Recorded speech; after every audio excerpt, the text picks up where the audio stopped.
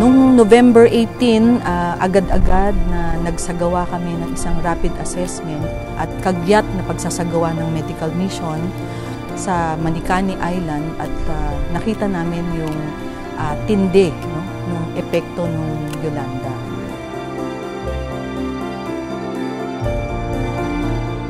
Agad namang nakipag-coordinate sa amin ng Terre des Hommes Germany upang makatulong sila sa mga naging survivor ng Yolanda. Kung kaya't kasama ko si Berth Kakayan na pumunta rito sa Manicani at nakita namin mismo ang inabot.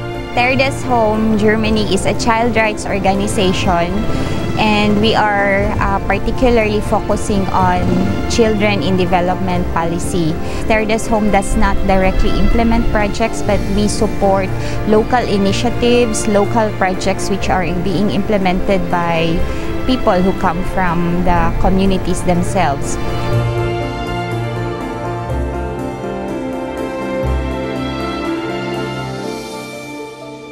Sa lakas po ng agos, sa lakas ng hangin, sa lalim ng tubig, hindi mo malaman kung saan mo dadalhin ang pamilya mo.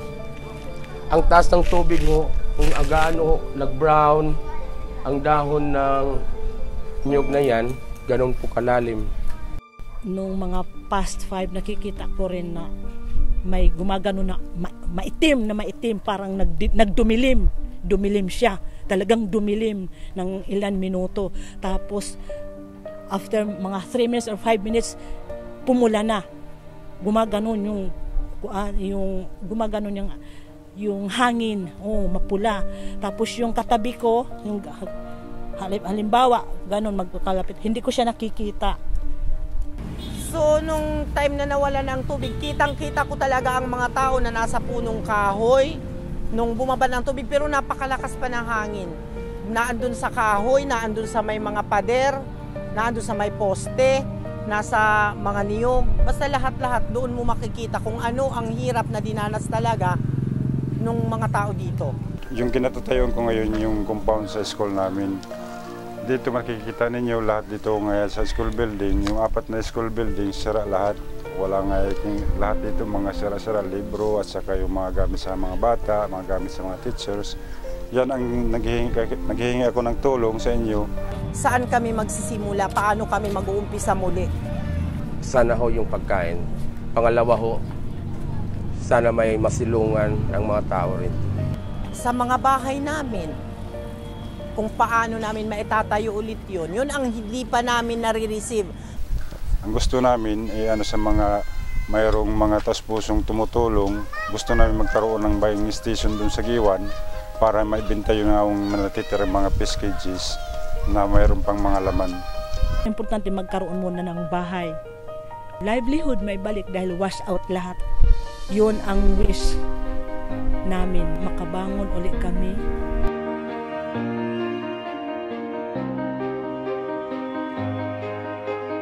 The typhoon brought a lot of destruction to the lives of the people.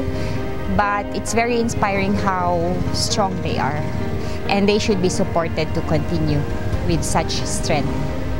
Yung Terre des Hommes nagbibigay sa amin at saka yun ang parang nakakapagpagaan din sa mga bata. may relief goods na naibibigay sa amin, kagaya ng kulambo, asukal, banig, tsaka mga kandila. Yun ang binigay nila sa pasalamat din kami sa kanila.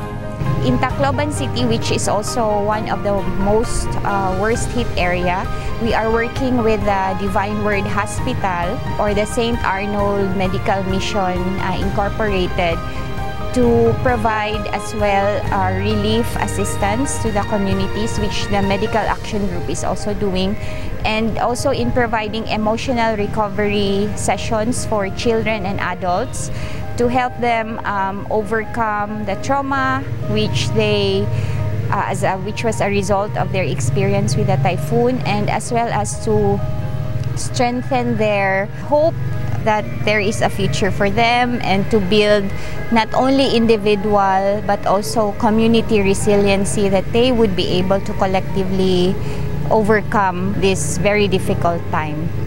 Mula ngayon hanggang June ng 2014, ang isinasagawa na ng Medical Action Group at ang Terre des Hommes ay ang pagbibigay ng relief. No? Yung relief na yan ay upang kagyat na pansamantalang makatulong sa pangangailangan ng mga tao rito sa Manikani. Makita yung mga pangangailangan sa eskwelahan, makita yung pangangailangan sa health center, sa barangay hall, upang mai-consider namin ano pa yung mga makakatulong sa kanila para doon sa sinasabi nating recovery ng komunidad.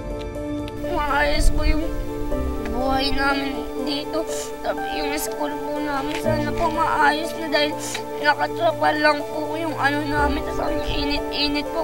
Ang wish ko na mabigyan kami ng bula at kompleto na uniform. Sana maayos yung court namin at sana mabigyan kami ng laruan na pambata at sana makita namin si Kobe Bryant. Maraming salamat, Terre des Hommes. Thank you, Terre des Hommes. Thank you, Terre des Hommes.